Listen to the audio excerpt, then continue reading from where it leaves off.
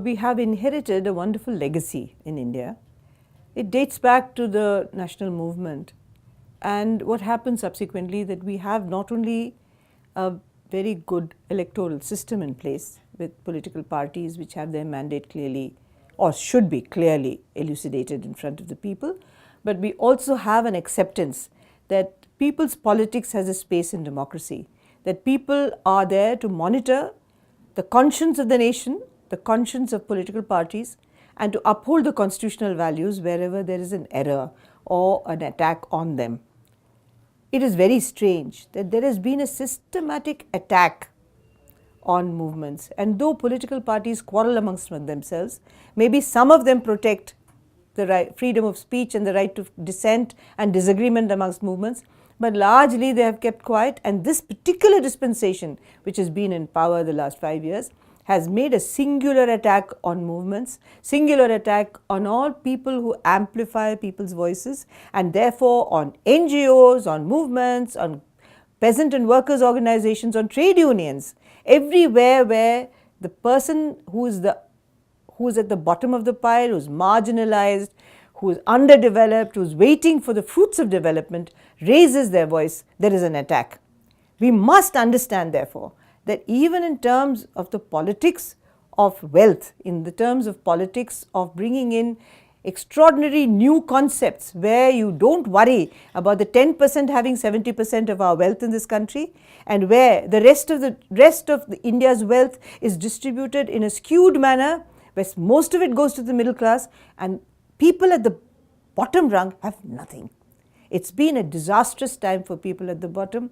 All the development programs, nothing is developed, and when you talk about it, then these attacks on us have occurred through governance. So while this election is an important election, we are going to elect political parties which will at least give lip service to the cause of people's politics, cause of movements having a right to speak, people who speak and amplify the voice of people having a right to speak. We must absolutely understand that we cannot let go of this for the health of India, for even the notion of a nation where there is justice and peace. We have to admit that these voices matter. Political parties do matter, but for the last so many years, we have allowed them to go into a morass of extraordinary discourses on the most unimportant issues.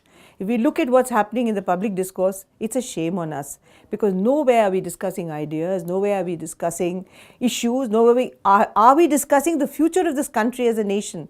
All that we are discussing is hatred, all that we are discussing is vilifying people, the NRC, where every Muslim and every Christian in this country, and now Sikhs have also opted to go out, will have to make a statement about their being national, having nationalism, having patriotism. What is this nonsense? These are issues in which we have to understand that they are trying to divide us once again.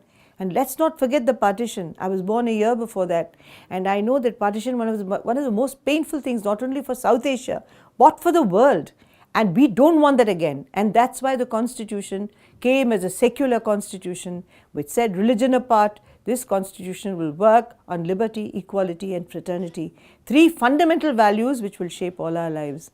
So friends, this time when we go to the polling booth, we are voting for ourselves. We are not voting for a political party.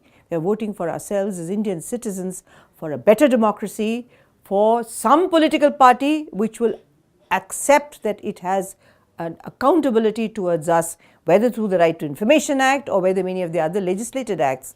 We must demand total accountability. So that's why we say, is baar soch ke yaar, and we also have a slogan on the Constitution, Desh bachane ke liye, you have to save the Constitution. To save the Constitution, you have to save the country. Saving the country is saving the Constitution. They are in fact, completely and totally the same thing.